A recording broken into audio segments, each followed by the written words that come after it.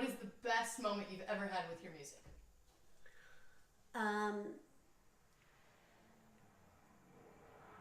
When I got thrown out of the whiskey. That was really Tell me what happened. Well, I played the whiskey a long time ago, and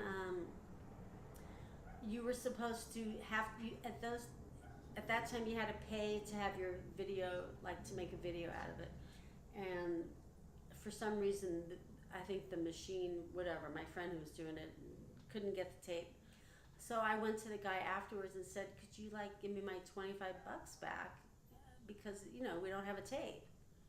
And he said no, and I was so upset, and I just took his Pepsi and just, and then they called security.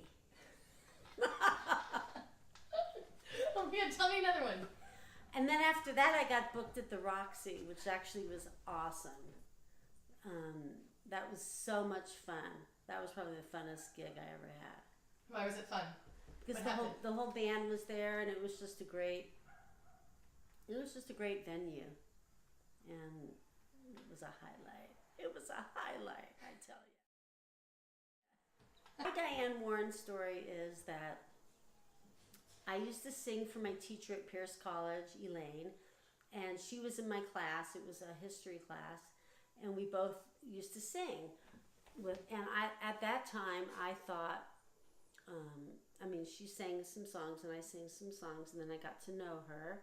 This was before she was so famous, and we were like friends, and then, her choice was to go with her father and just go to every publishing company. He took her everywhere to get her done, and the rest, as we say, is history.